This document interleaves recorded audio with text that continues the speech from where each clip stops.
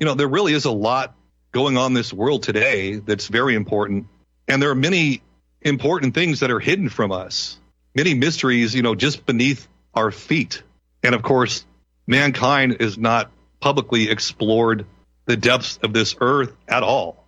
And that's why I think partly they want us to constantly be thinking about outer space. We're going to Mars with Elon Musk very soon. That's not going to happen. On TV, it might, but not in reality. They want us to be thinking about outer space and all these other planets. We may have to move to another planet soon. And I think this fits in line with some future possible phony alien invasions that may be coming. But they want us thinking about outer space rather than what is happening beneath our very feet. And one thing that I think is very, very important, and I've only heard a few people talk about it, is this concept of primary water or juvenile water. And I've only heard, really Deborah Tavares is the only person I've heard talk about this. And it's sort of and some people like her, some people don't. I've never caught her saying anything that I think is off or, suspicious. I think she's sincere. But the theory of primary water or juvenile water is the idea that the earth is constantly producing new water inside of it through the chemical reactions that are going on within the core of the earth. It's like basically a giant reactor inside the earth that creates, these volcanoes and earthquakes and other things. And so we're constantly having these chemical reactions beneath our feet through heat and pressure, creating new water and also creating oil.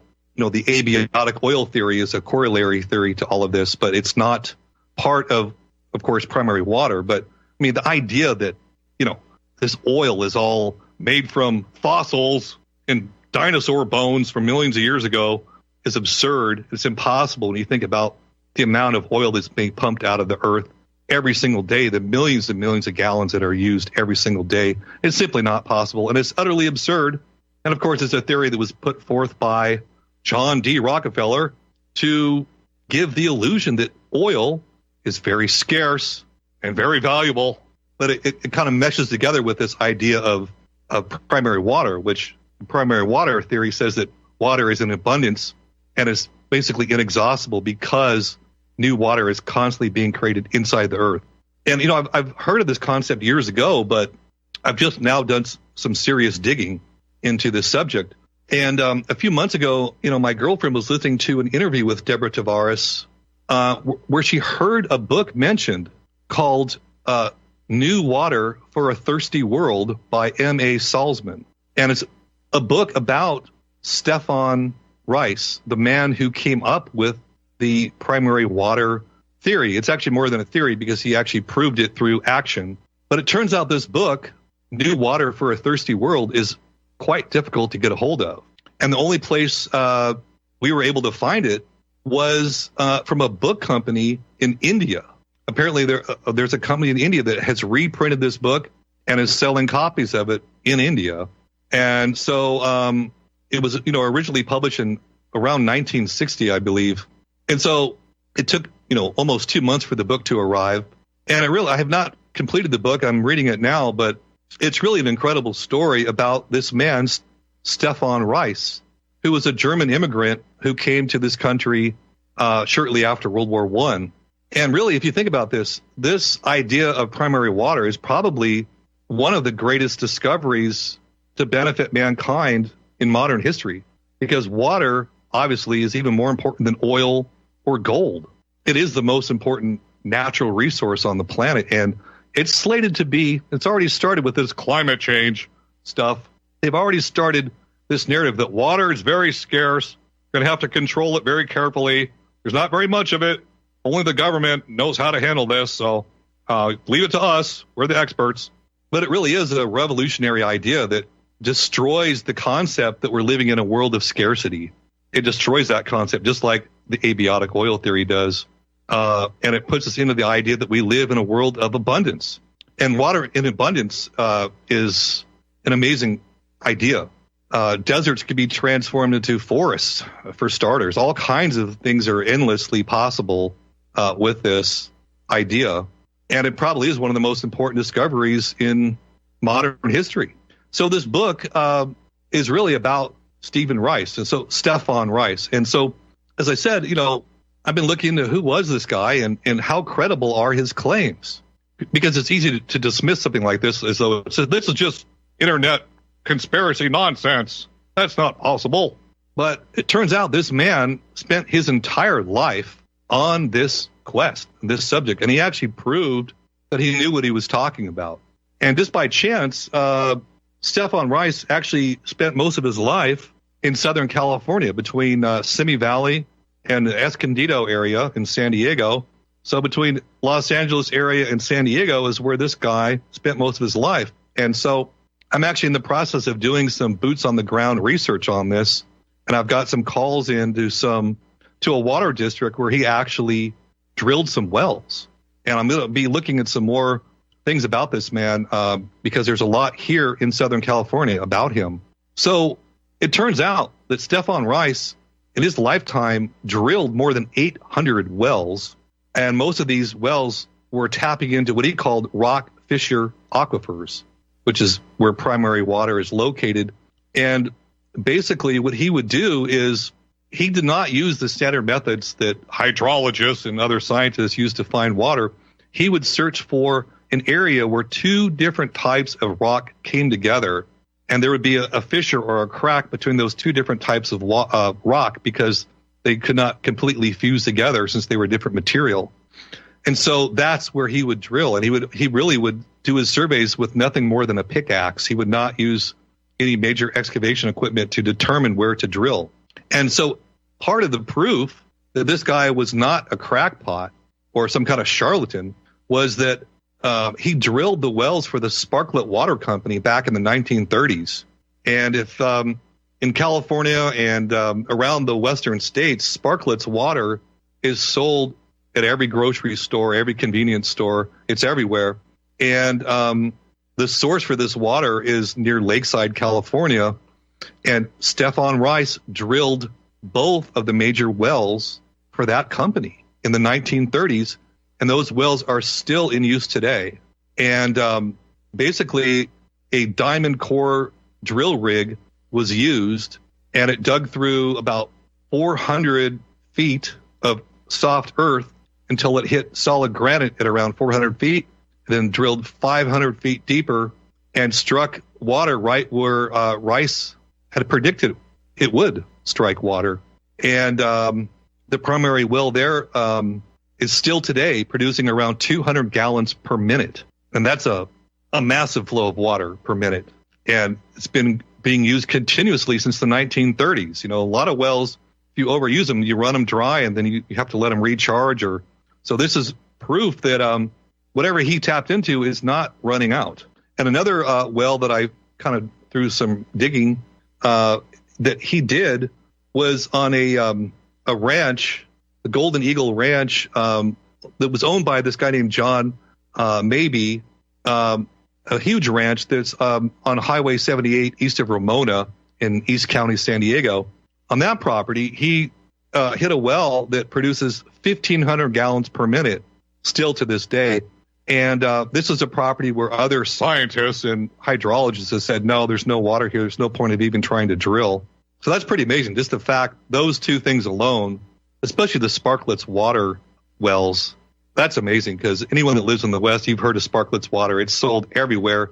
Tremendous amount of water since the 1930s. And of course, his theory completely contradicts the accepted ideas of the modern hydrological cycle, which really, just to encapsulate the modern theory that they believe, that basically is that all water in the earth is the result of rain and percolating through the soil over time, building up. But it's a well-known fact that, trees and plants end up using most of that water. And in dry areas like deserts, that theory isn't going to, hold too well when someone is able to drill into wells that produce, thousands of gallons per minute for years and years. And it's kind of an interesting story. He kind of came across this idea because he was a mining engineer for many years. And, one of the common problems with mining is that mines will become flooded as they go deeper and deeper into the mine. And many mines have actually had to have been abandoned, even though the vein was still rich with gold or whatever ore they were mining, because the well or the mine shaft was flooded, and they couldn't, no matter how much they pumped, there was so much water coming in, they couldn't stop it. That's a common problem in mining. And an example of this what is like the Comstock lode in Virginia City, Nevada, which is one of the richest silver mines ever discovered in Nevada. Nevada being the silver state. This is one of the richest mines ever discovered. And what happened at about 1,700 feet below the surface, they struck water accidentally, and this flow was so powerful, it was around 18,000 gallons per minute. So you've got to ask yourself, how can there be such tremendous volume and pressure of water to be coming out simply from rain in a desert? I mean, that's pretty strange. And another example of this is the Navidad mine, or the Christmas mine in Clark County, Nevada, which is where Las Vegas is. Las Vegas is in Clark County. They hit a 30,000 gallon minute flow per minute at around 1,000 feet. And that mine had to be abandoned as well, at least for a time. 30,000 gallons a minute. So again, how could such pressure and volume of water exist in the desert merely from rainfall? It doesn't add up. And this is sort of the seed or the genesis for Stephan Reiss's theories, which turned out to be more than theory, because he put these theories into practice. And he really did believe, this was like a lifelong quest for this guy. He really did believe that this would be for great benefit for mankind to have access to this water. But of course, hydrologists, academics hated him because, his theories, his actions, basically contradicted their sacred cow ivory tower beliefs. And they tried to discredit him. Of course, they called him a charlatan and a crackpot. This guy doesn't even have a degree. What does he know? This kind of thing, And of course, big government turned out not to like him very much, even though he did do some work for several water districts and in rural areas, and drilled successfully some very high-producing wells. And I'm in the process right now of finding out the status of those wells today, and I'm going to report on that later. But, of course, big government didn't like this, because big government always wants to have these giant projects that cost, billions or hundreds of millions of dollars, and produce lots of, busybody jobs and give themselves more power, more prestige. Look what I did. I produced this wonderful project for you people. Re-elect me. And of course, along with more funding comes more power.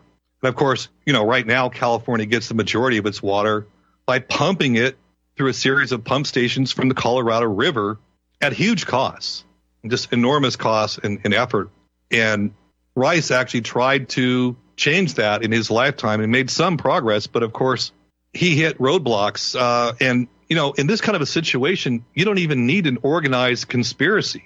And what I mean by that is, when you have, people who want more government, big government always wants more big government. So when you have people like that who are naturally going to align with the scientists who have their secret beliefs that they do not want challenged, they don't want to be proven wrong, because suddenly their whole knowledge base turns out to be nonsense.